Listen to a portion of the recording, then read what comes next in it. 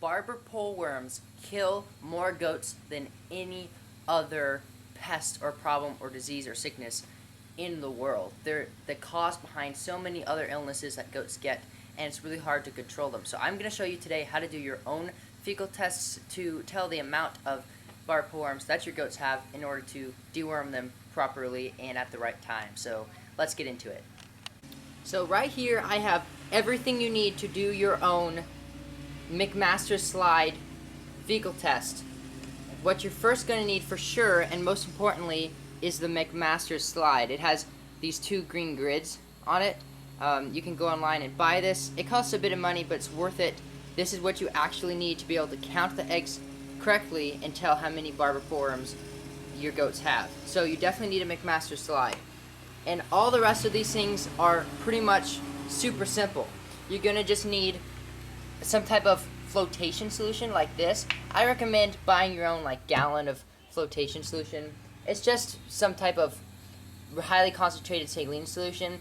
It's way easier just to buy a gallon than to make your own. So I would just say buy a gallon of that. Then you're definitely going to need 2, maybe 3 plastic cups. You're going to need a dropper or some other type of small syringe, eyedropper, whatever you can use. I'll show you what to do with that later. You're going to need a big syringe that can go up to at least 10 cc's, preferably more. And then you're going to need a popsicle stick for mixing. You're going to need a scale that can weigh in grams. And then finally you're going to need the most simple thing, your goat's fecal pellets. So let's jump into it and get started actually running this fecal test. Alright guys, so to get started on your fecal tests, obviously you're going to need to have collected your goat pellets. I've got them here in a plastic glove. And then you're going to need to turn on your scale. So you can turn it on and make sure it's set to grams like it is there. And then put the camera down here. You're going to need to take one of your cups, put them on the scale, see how much that cup weighs. It's 3 grams, and you need to make sure you have 2 grams of your goat pellets. So once I put in enough goat pellets to make this scale turn up to 5 grams, I'll know that the 3 grams was the cup and 2 grams was the goat pellets, and I'll have the right amount of fecal matter. So after you've weighed your correct amount of pellets, you're just going to take your popsicle stick and just start mushing up these pellets. This can be really hard if they're really really tough pellets that are really hard, but these are pretty soft and easy. So you're just gonna start getting it kind of mixed up and broken up, and then you're done with that step. Pretty easy. The next thing you're going to want to do is pour your fecal solution into one of these cups. So you're just gonna pour the amount that you need. It's pretty much approximate. Just pour some in there, and then you're going to need 28 milliliters of the flotation solution. That number is set. You need exactly 28 milliliters to be able to get an accurate reading, accurate egg flotation, I suppose. The numbers all add up later.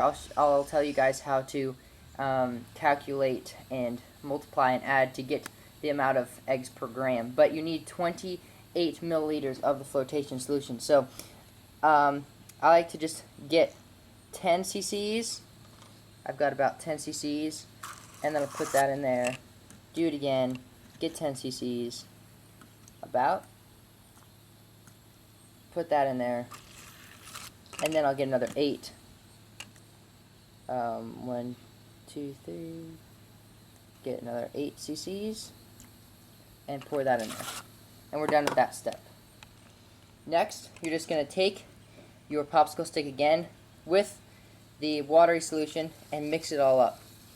You're just going to mix this pretty well. You want to get all the pellets completely mixed up at this point.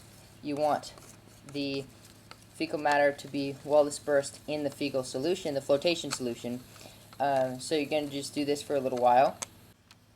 Alrighty, so I finished mixing up this fecal matter, fecal solution, the pellets mixed with the flotation solution. That's all mixed together. And now I'm just going to take my last cup and my strainer, I'm going to put my strainer on top of the cup, like this.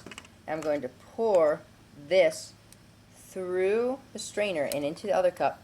It'll catch all the bigger chunks of fecal matter, and you'll just be left with the liquid at the bottom.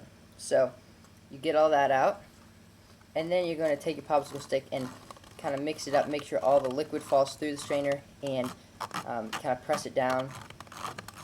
Make sure all the liquid is separated from the more fibrous part of the poop, and then you're done with that step.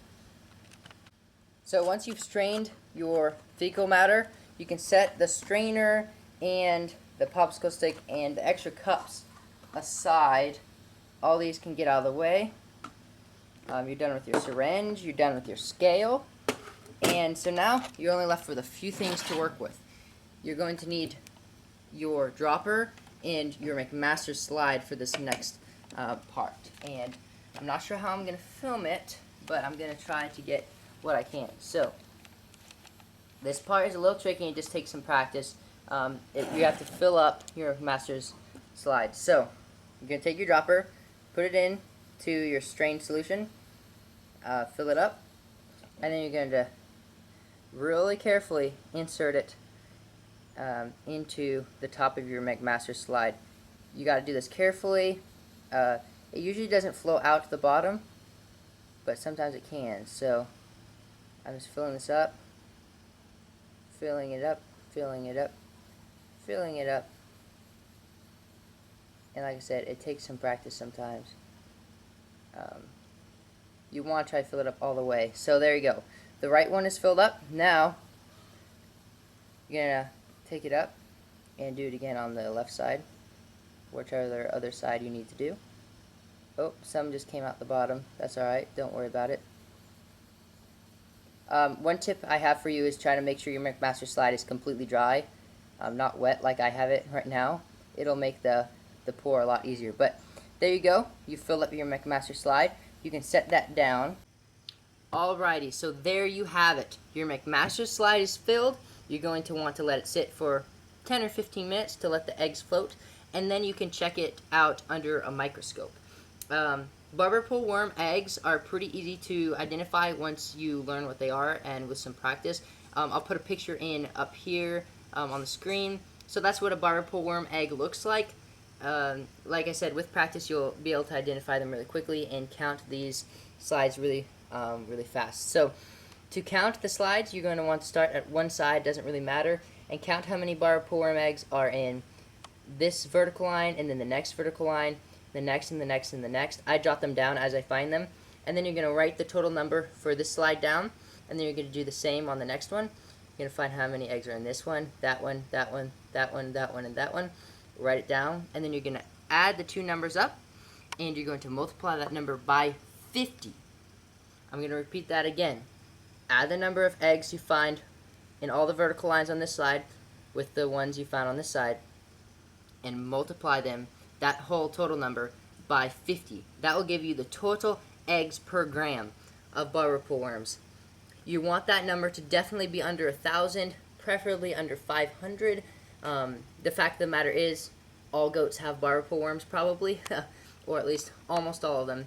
So you're probably going to find some. Even if you don't, your goats probably still have them.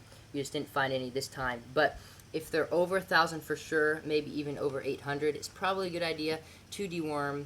But just whatever you're comfortable with, what you find on your farm is the number that you have to start deworming at. You can do that. But that's the calculation after examining and counting the actual number of eggs in the McMaster slide that you need to do to find the total eggs per gram. So, thank you guys so much for watching. I hope you learned a lot. Subscribe to Calisthenics Farming if you want more info about raising goats. Let me know in the comments what you'd like me to do, because I can do a lot of cool videos on the farm. It's pretty awesome. So thanks for watching. Yeah, do your own slides, save some money, not having to go to the vet, and enjoy playing with goat poo. Sometimes it's fun. Sometimes when you have to do a million of them like I've been having to do, it's not fun. But anyway, see you guys in the next one. Bye.